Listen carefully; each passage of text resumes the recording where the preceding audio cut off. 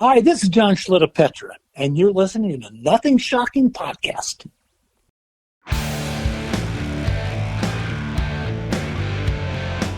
Want to know what's going on in the world of music? Then tune in to the Nothing Shocking Podcast, a non-genre based, all ages friendly rock and roll program. Join us weekly for interviews with all your favorite rock stars from the mainstream to the underground. You can find us at nothingshocking.libsyn.com or anywhere you download podcasts.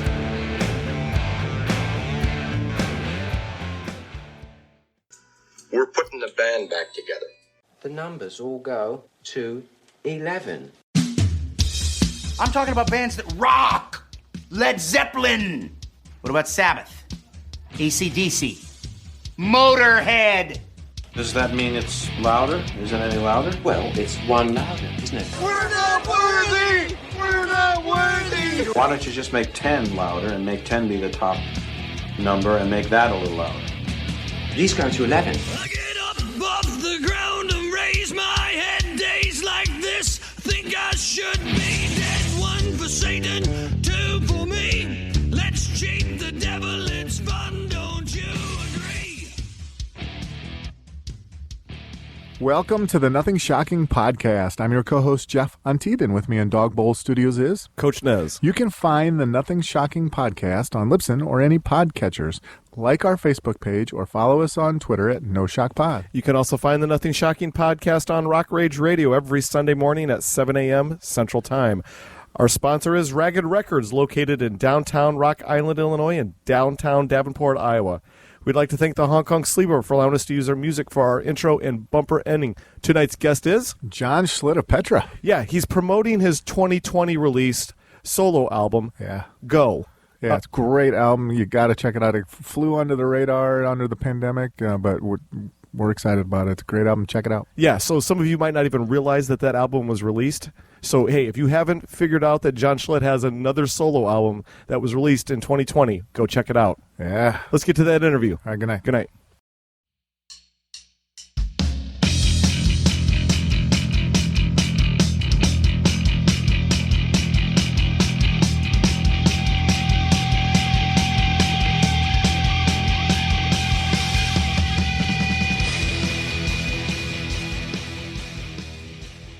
John, welcome back to the Nothing Shocking Podcast. I'd like to introduce you, my co-host, Jeff Untied. John, thanks for joining us tonight. Oh, guys, it's a pleasure. I'm actually, although we have to do this twice, it's okay. I love talking to you guys. Well, if our listeners don't know that we interviewed you back, I think was toward the end of January, first part of February, and somehow the disc was compromised. We lost the interview, so we're doing this again. And the crazy thing about this whole thing was we got hit with an F2 tornado about 3 weeks ago. And Benita, your press person, called me and said, hey, would you guys be interested in doing the interview with John again? I said, we just got hit with a tornado. I mean, it's like a war zone over here. Well, first of all, I'm sorry. I shouldn't laugh at the fact you got hit by a tornado. I'm sorry. I hope everybody was okay. Well, we know there was no deaths out of it. A lot of destruction, but we're still here. My house is here. Jeff's house is still here, so we're good, man. Good. Yeah. Excellent. Well, let's get this thing going here. So let's get back to 2020. You released your 6th solo album, Go. It was released on February 28th of 2020, just weeks before the COVID pandemic. Can you talk a little bit more about the writing and recording process of this album? Yeah, actually, it was an exciting venture for me because up to that time, I'd used my son-in-law, Dan Needham, who is an amazing producer and musician and writer, for, I think that the besides the Christmas album, I did the 2 albums before that just with him. And so this time I wanted to venture out and use other people besides him. And I was able to use Mark Townsend, who works with me with the Jay Sekulow Band, and, of course, John Lowry, who's been with me for years and years and years with Petra. And the combination of the 3 different camps were actually very cool. I really, the sound. And what's neat is we all did it separate. I didn't, we had a conference before the beginning of the CD, and sort of explaining to the three guys what direction I'd like to go, and they took it and ran with it separate. And when it was all done, when all the songs were recorded except the last one, which is funny, it ends up being the title cut. Everything, they just flowed together amazingly well, and it was like, oh, thank you, Jesus. And I mean it. Nothing is a coincidence as a Christian, and Jesus' hand was on it, and I praise God for it. And then when the title cut was written, that happened actually with Mark Townsend and myself, we wrote it. It just absolutely honed in everything, and it became a very, very homogenized record. It worked. And in my case, when I do a CD, I want it to be structured as if it was a live concert, where every song has a purpose and has a momentum, and a momentum both up and down, and becomes a very entertaining, hour, whatever the record length is. And I think with the choices I had, it turned into a fantastic concert. Absolutely did. Jeff, you got the next one? Well, yeah, there's, I think, 11 tracks on the CD. How many songs did you record total? Do you got any leftover tracks you plan to do anything with? No, I never do that. I don't like wasting. I don't like wasting anyone else's time. I don't like to waste ideas, and because I'm not a staff writer. I'm a front man. I'm a singer. And when I sit down, I've got ideas. I work with amazing people. We write together, and we come up with the ideas that create the record. And which is actually, I think maybe here in Nashville is a little unusual, but I just don't like to waste ideas. I don't like to waste both musical and material wise as far as ideas. I want to get them out there. If I got them, I want to use them. So are we saying that there's no songs in the John Schlitt vault? Has everything been released? You don't have any songs held back for any time down the road? Well, actually, it's funny you said that, because I've got a publisher that wants to try to find some magical pieces that were never done. In my history, there might be some songs that were written a long time ago or recorded in unusual situations that might be drifting around there. But as far as songs that I have a purpose for in today's world, no, there is no vault full of magical goodies.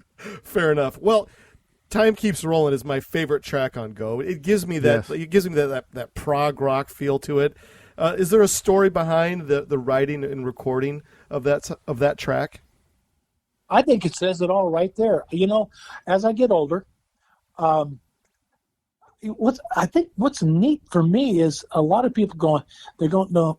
They say, well, they do say, how long are you going to do this, John? And I'll say, well, as long as God allows. But as they ask that, it means what they're really saying, John, you're old. Why are you still doing this?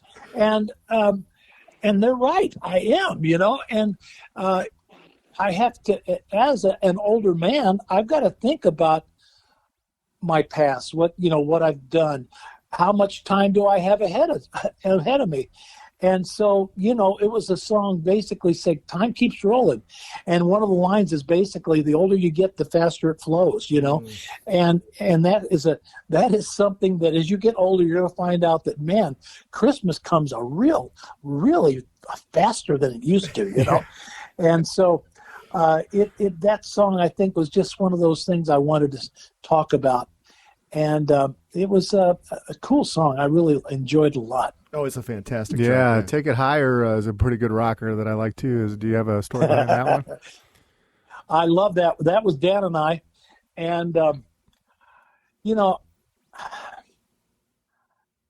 it's a rock tune. Yeah. It's a 70s rock tune that basically, it just says, come on, go, take it higher, go for it. Stop wasting your time. Stop drudging around in negativity. Go for it. Fair enough. Well, as the recording process all wrapped up for this album, and it was finished, and you were done tinkering with anything that you needed to tinker with on any track, when it was ready for pressing, were you 100% satisfied with the end product of it all, or was there some moments where you said, I wish I would have went back to this track and maybe polished some things up? Was there anything like that? I think every record I've ever done, for the first 2 months after the record, I'm listening to it and I'm hearing all the errors. This one I didn't have that many because it was so unusual, and it happened over a year period. And what's funny is, it only takes a couple of months to forget what you wished you'd done and listen to what you did and realize, hey, this is pretty good, and so and I could say that because I use some of the finest musicians, writers, producers in Nashville, and that's a blessing that I never take for granted. So I can say that it's quality stuff, not because of me, but because of everyone else that works on it. So when it was all said and done, some of these songs had been, like 6, 7, 8 months old. So it was like finally getting back to them going, man, that's cool. Oh, I love that. And when I put it together as that set that I was talking about, I didn't have as many of the oh woes that I've always had with all the other records. Oh, very good. Fighting the Fight, I think, is more a little slowed down, a little maybe a ballad of sorts. Can you talk a little bit about that track? Yeah, that was co-written by a friend of mine who he presented it to me. He says, John, what do you think of this song? I said, man, it's got potential. I mean, good job. He's not a writer. In fact, he works at on a ministry in Scottsdale. And he said, man, I've always wanted to write a song. And I really feel that this is a song that I was supposed to write. And I listened to it, and I said, man, bud, you did great. But I don't know if it's my style, And it was written in a lower key. It was he says, no, John, this is a song you're supposed to sing. And so I took it to Johnny, and I said, John, what do you think we make one of these songs that you're going to do with me? Let's work on this song. And we basically changed the key, sped it up a little, I think, and then slowed it down again, and realized that although my name is on this song, I didn't do much with it except try to deliver what he was thinking. And it's my wife's favorite song. Yeah. I love it. I mean, it's one of those songs that if I ever get to tour the Go record, it absolutely will be one of the records that's going to be sung. Sweet. And represent the record.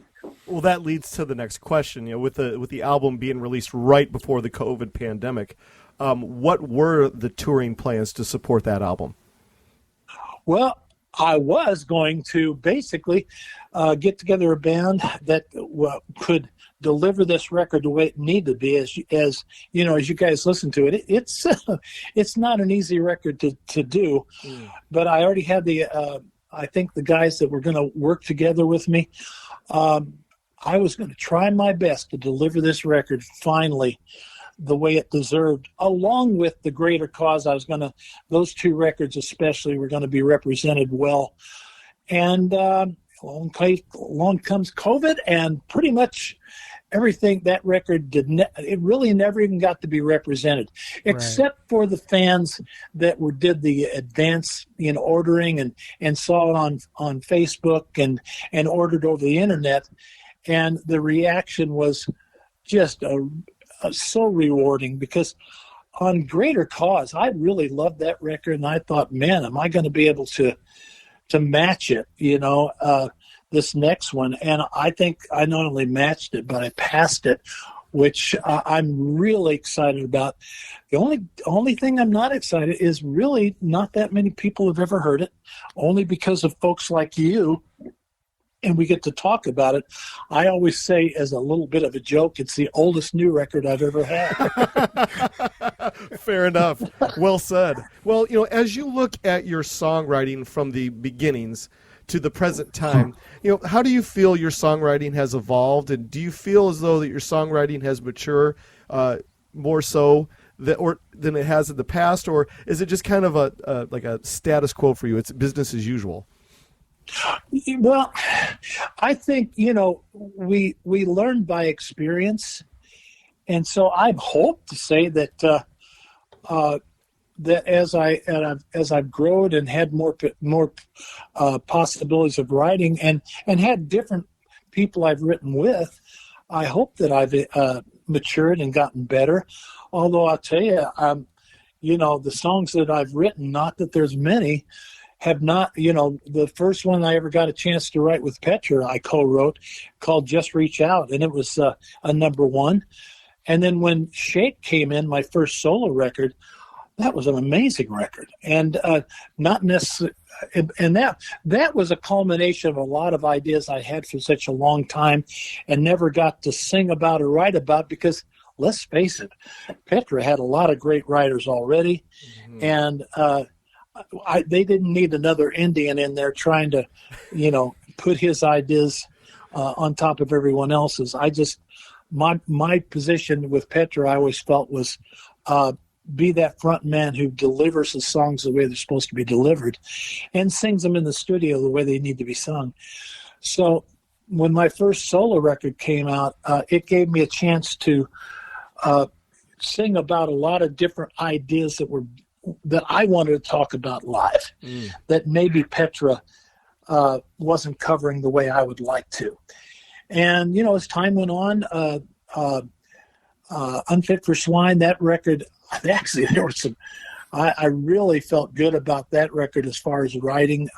It really challenged me, and I think there's some amazing songs on it. And then the grafting was another ball game. That was me coming off of Petra and having, almost a year of not doing anything, trying to figure out what I was supposed to do, knowing that I needed to write, but I didn't. I just couldn't. And so finally, after Bob and I did a record together called Vertical Expressions, which was a collection of classic praise and worship songs. Mm-hmm. And then we did a tour with it, and then all of a sudden we just stopped. And I felt, okay, now it's time. I've got to go in the studio. And Dan, my son-in-law, was producing it, and I finally went to him and says, Dan, I can't write. But here's what I want to talk about, because I feel that God gave me a message on a plane as I was coming back from a solo show, and I kept saying, God, what am I supposed to write? He says, well, what's important to you? And I instantly said, my family. He says, there you go. And so I think the grafting was a very intimate, more family, just more family intimate album, although it's got rock songs on it. But it was one of those arrows that needs to be in my quiver to complete the package. And so I only co-wrote one song on that record.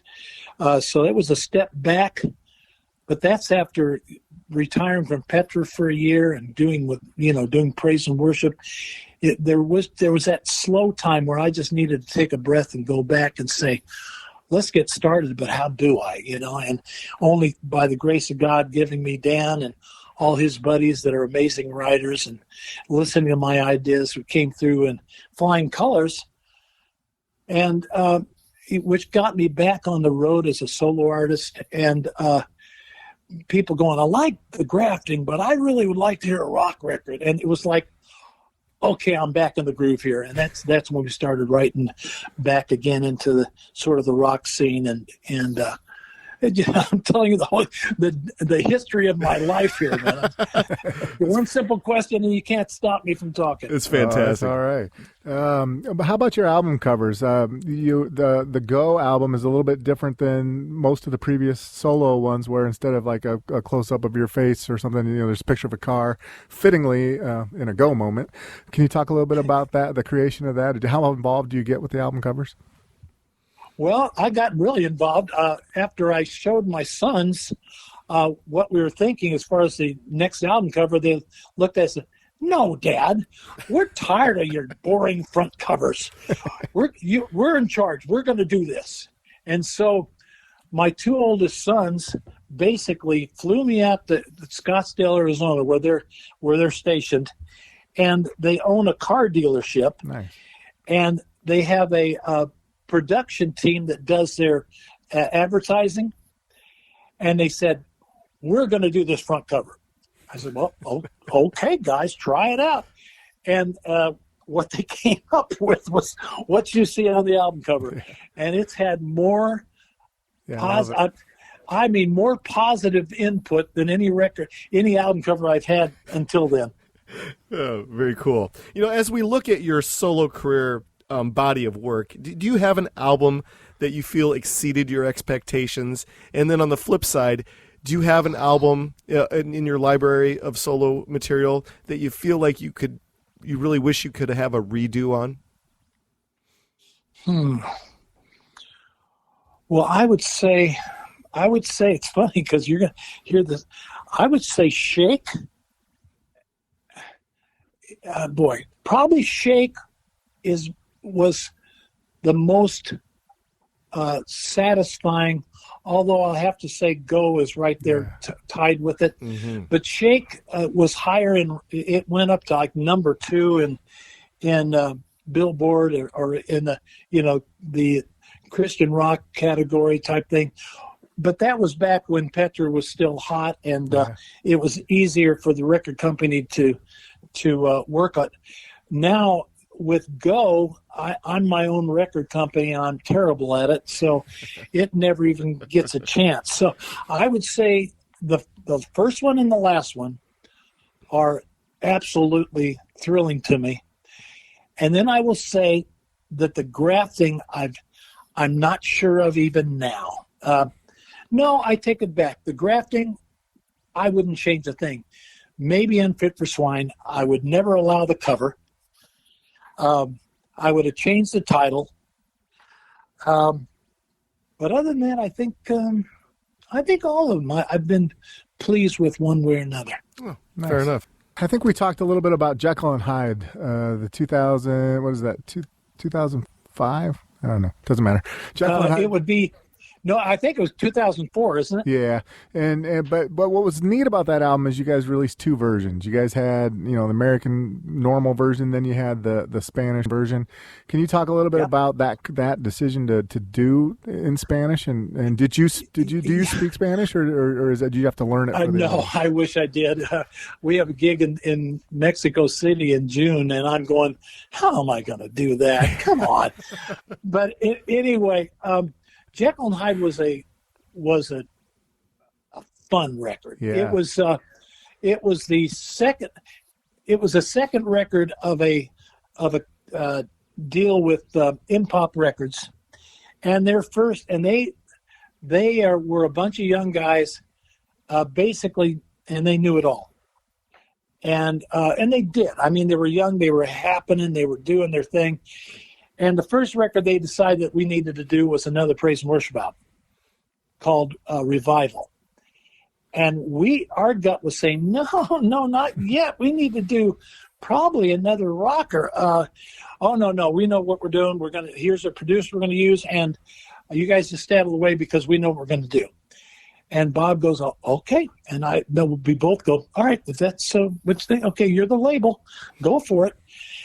And Revival came out and died like a dog, which is too bad because it was a good record.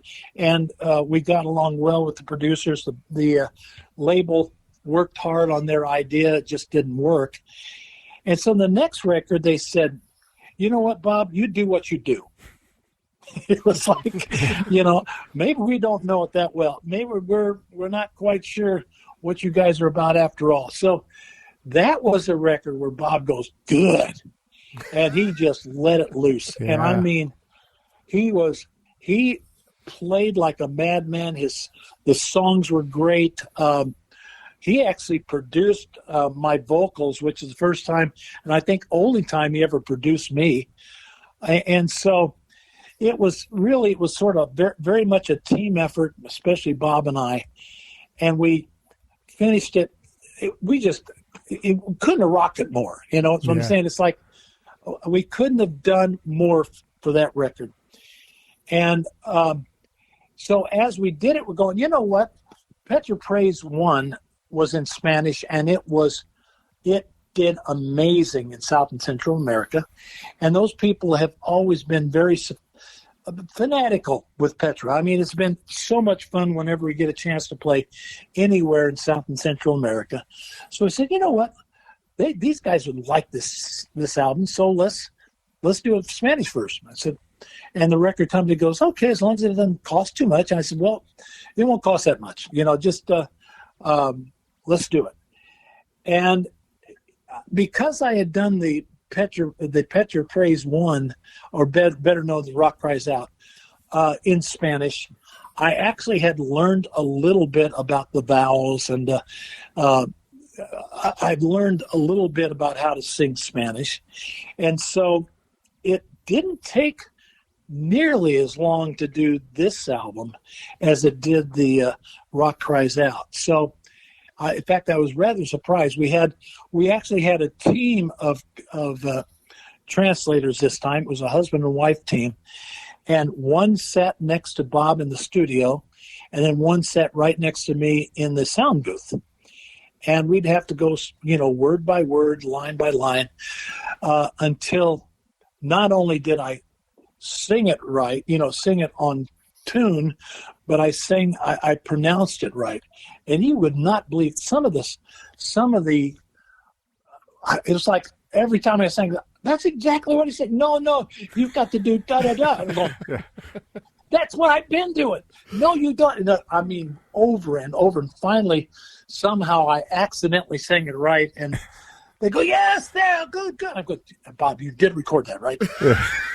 He says, I got it, yeah.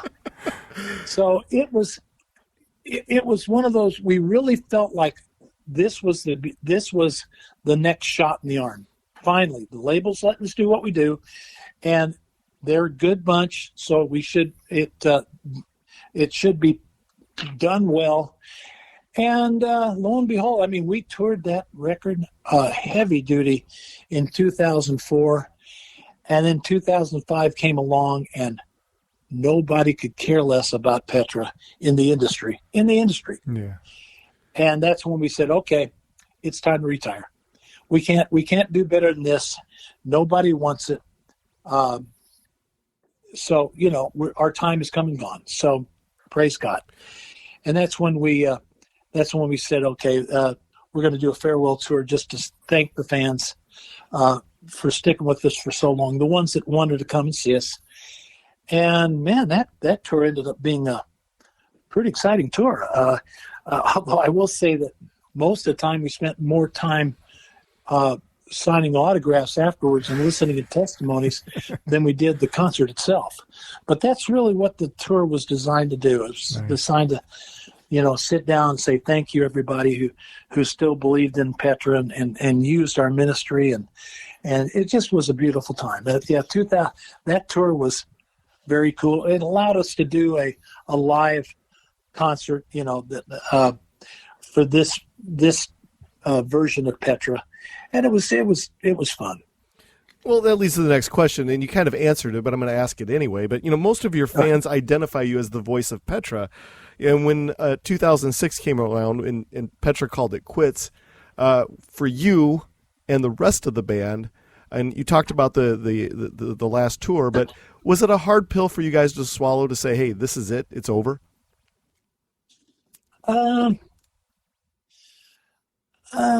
Boy, I don't know if it's a hard pill.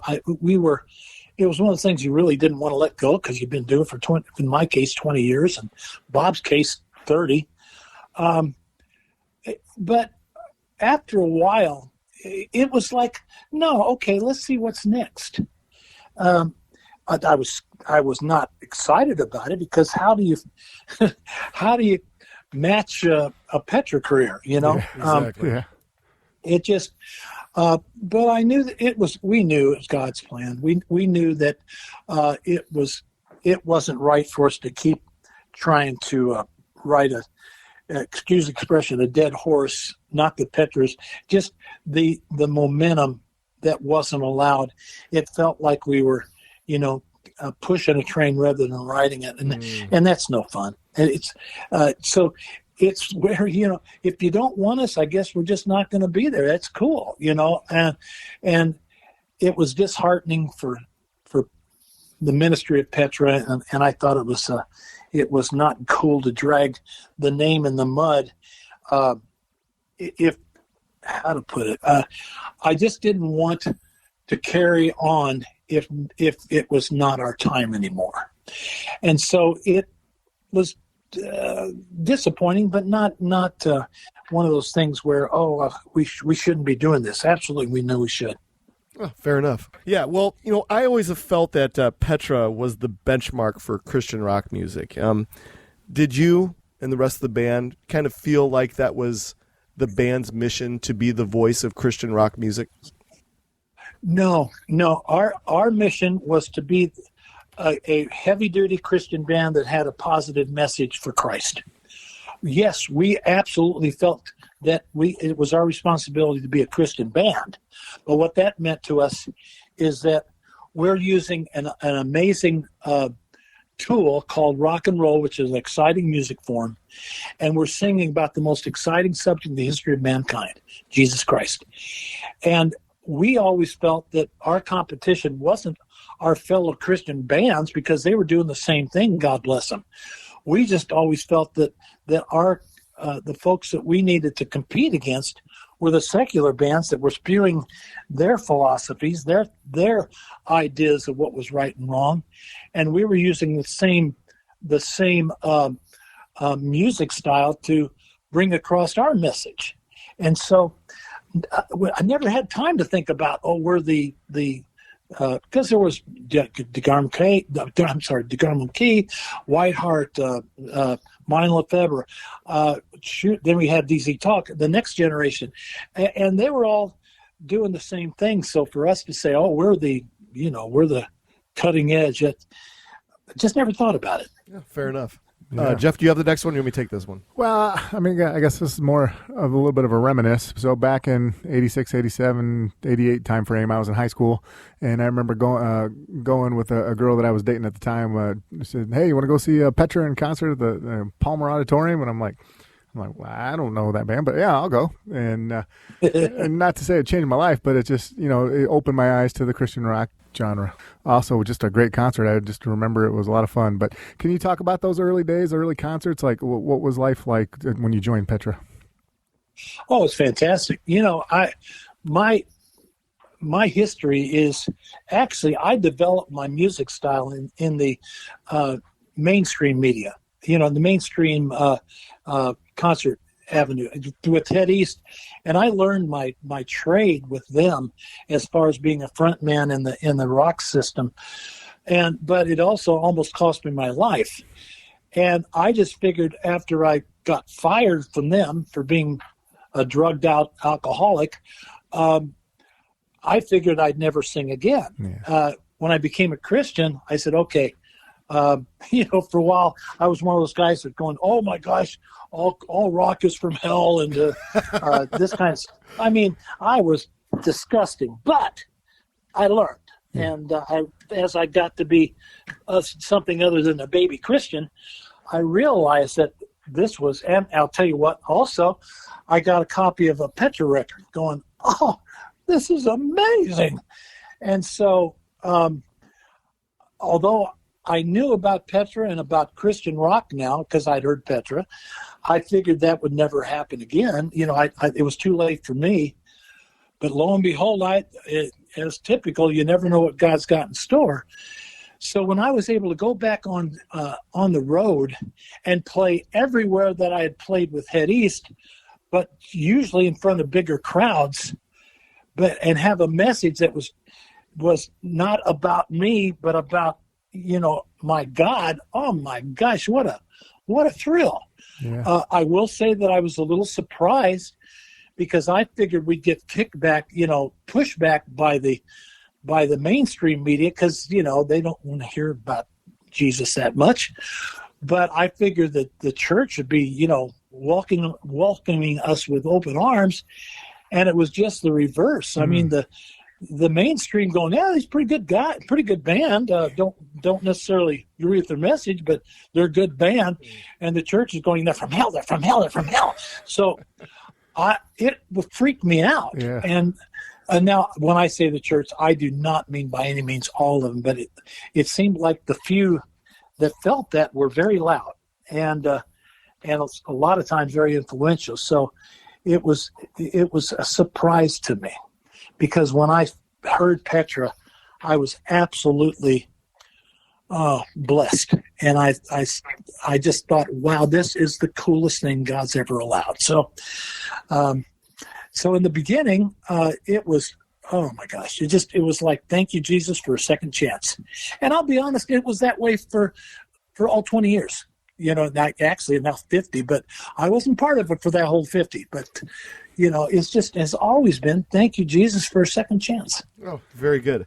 Okay, so I have a really tough question for you, and tell me if this is not a fair question or not, but I feel like it's a question that needs to be asked. Is that so you were a band member that went off and started your own solo career when Petra ended.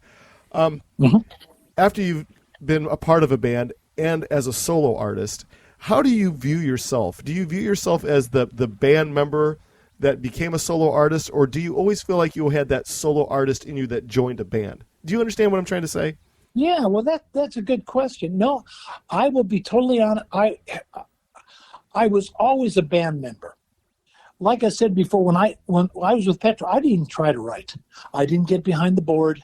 I knew what my duty was, and that was to deliver the song the best a vocalist could do, and then live delivered even better than that. That was my job. That was my joy. I'm an entertainer. Now, when I became a solo artist, that was sort of something I really didn't think I'd ever do until I had the opportunity. And then I realized, man, I got some stuff to say. This is cool. And, the recording part of it and all that. But then it also allowed me to go out with tracks if I want. Well, although I did that with Petra tracks too. But I did that for a while. And now I'm to a point now, I don't want to do that unless, I really don't want to do that. I want to do a band thing again. So if I had to choose, am I a solo artist or am I a band singer? I'm a band singer. Yeah, fair enough. Yeah. Well, we talked a little bit about Head East, and some of our listeners might not know you grew up not too far from us down Lincoln, Illinois, Peoria, Mount Pulaski. Can you talk a little bit about those early days and what the scene was like when you were breaking into with Head East? And I know you were on the radio quite a bit here with 97X. Yeah. Actually, when I learned to play guitar when I was 13 because my best friend was playing guitar, and I said, well, if he's going to play it, I'm going to play it. So we learned about 3 chords, and that was enough to do half the songs that were written at the time. And we went out and started our own band. And you said I was raised in a town called Mount Pulaski, which is not even a big bus stop. It's 1,700 people, including dogs and cats. It was really a small town, but we had high expectations. So start the band and actually put it together. I had to sing because nobody else would, and I just wanted to play rhythm guitar and have fun. But nobody else would sing, so I played rhythm guitar and sang, and that sort of started things out. Went all through high school with that, and did pretty good. I mean, made some nice coin, and it was a lot of fun. My mom had to go with us to bars when as a chaperone because we were too young to be in there except to play. That kind of stuff. So it was a very interesting time there. Then I went to college and thought I'd give up music altogether, and that lasted for my freshman year. Then I heard this band that I basically told my future wife, this band has everything it needs but me. And it just so happened that through mutual friends, I was able to tell that to his leader. And he, being sort of an arrogant character, goes, "Oh, really?" And so he invited me on one of their shows and said, "Prove it." I said, "Okay." And I sang, I think, a Bee Gees song or whatever. And they realized what I was talking about as far as everything else they had was amazing. They were a great band.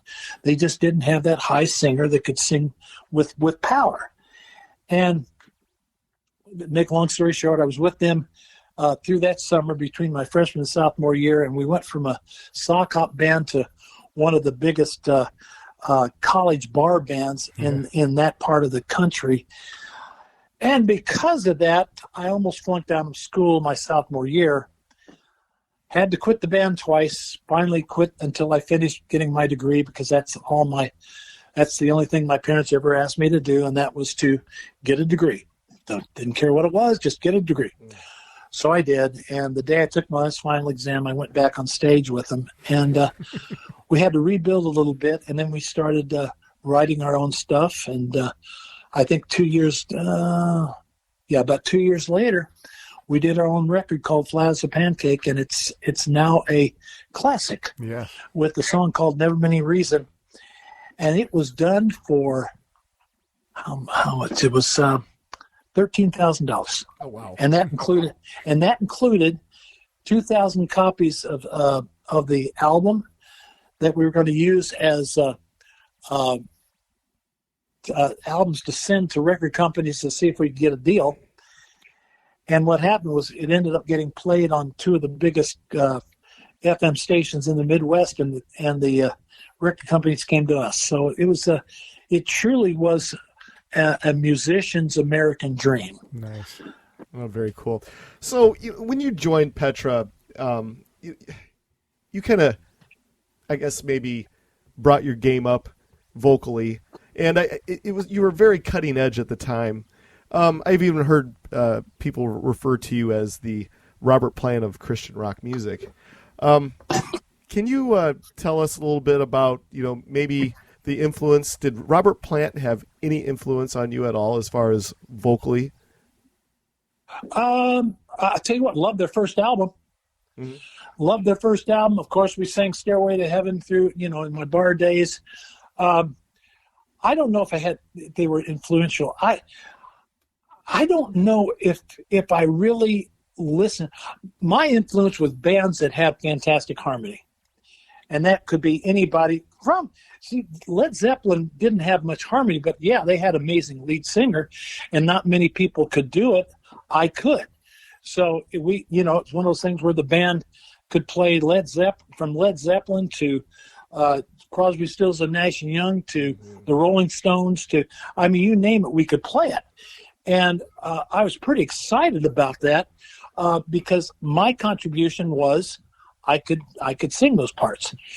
Did I venture out to be like them? No, I don't think I ventured out to be anybody because I wanted to be my own thing. Yeah, fair enough. All right, John, I got one last question for you, and then we'll leave you alone for the night. Deal? Okay, I'm enjoying it, buddy. Again, I remember now. You guys have fantastic questions. Thank you so much for basically having your game ready. Hey, man, absolutely. We're always ready. So, the mystery of rock and roll within any realm of rock and roll, we've lost it with the dawning of the internet and social media, this and social media that. For you, the artist and the fan of rock and roll music, what do you prefer more? Did you like that mystery and mystique, or do you like this new age of accessibility now? Because if there was no internet, we would not be doing this with you tonight. True. Well, here's how I see it. The internet destroyed the music business the way it was, and it was lucrative for everyone, including, the writers, the performers. It was very lucrative because you could actually buy a CD because that was the only way you're going to hear it, and people would get paid for their services, for their work. Now it's pretty much, no matter what you do, no matter how much you try to protect it, it gets taken away from you before you ever get a chance to make any money on it at all. So it's not self-gratification. It's just basically, you want to be a musician, you're not going to be making any money on it. And so that bothers me a lot. But on the other hand, as it took away one thing, it does give us accessibility to folks like you. Yeah. And as much as I love talking to you guys, I think I would still like the mystique. Yeah. And I agree 100%. Jeff and I are both old souls. We miss the, riding our bikes to the local record shop and things like that. And those things just don't exist anymore. No. And on top of that, the first time you do a tour, the first show you do on that tour, everybody knows what you said from then on. Yep. Now, granted, with us, if we could try to change the set every night, well, the problem with that is the set if you're doing the same songs every night, the set gets better. It gets so, no matter how much you rehearse in the beginning, there's a magic that starts to happen. And I mean, there's a lot of groups that go out and do different sets every night, and that's great for them. Ours was always, let's get a set that absolutely is magic for this time period, and let's do the best we can. And we know as time goes on, it's going to get better and better and better. And that was always a joy for us. Now, you do the first night, and then everybody knows what the set's going to be. And a lot of times people won't come because they know they aren't going to hear their favorite song. But what's funny is sometimes even if their favorite song isn't getting played, they're going to find out that they have another favorite song they don't even know about yet. Right. But it just eliminates that. And on top of that, you got every camera in the world, every phone in the world clicking on. And I'll tell you what, cameras don't sound that good for live. No, they do not. No. They do not at all. So you got all these camera shots going on, and you're singing, and you hear about 1/3 of the band. And it's just not cool. It's so. I would much rather have the mystique of the past. Yeah, fair enough. Yeah. Well, we're out of our allotted time for the evening. Is there anything that we left off tonight that you would like to plug or promote? No. You know what? You guys have always done a great job. I think what we talked about tonight is good. I think the fact that Petra is still celebrating his 50th anniversary is an amazing thing. I praise God for that. I'm very honored that there's still interest for the ministry of Petra. And it's been an amazing ride, and I don't even think it's over yet. Fantastic. Yeah. Well, this is how things are going to work out. We're going to push your episode up since we screwed up the first time. So we're going to get this thing released in 2 weeks. Sound good? Oh, well, thank you, buddy. You guys are good buds. I appreciate you. Just let us know. Let Benita know if there's anything I can ever do for you, and we'll just carry on, man. Fantastic. Yeah, thanks for everything you do. Thanks, John. It was a pleasure again. Yeah, it always is, guys. We'll be in touch with you in 2 weeks. Sound good? Sounds good, man. Right, take care of yourself. Good night. Good night. You too. Bye-bye.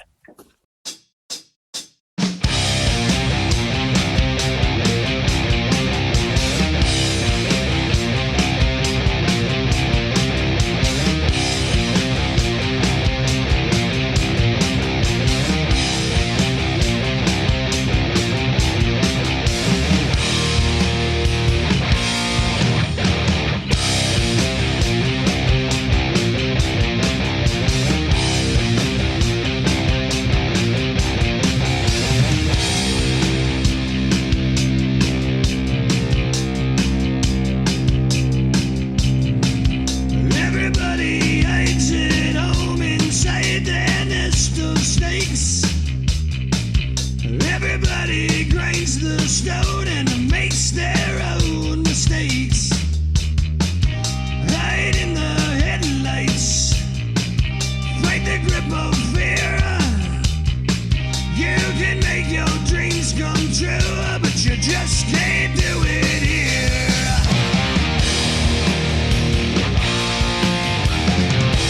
Hey.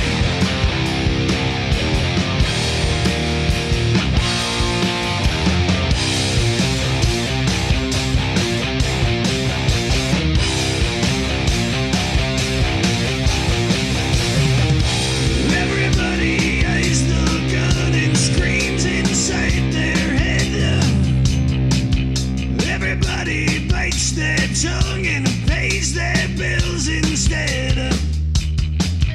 Hide in the spotlights, fight the grip of death. You can have the air you need, but you best not take one breath.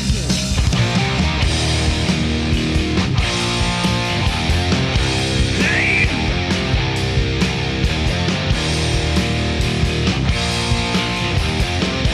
Roll the dice.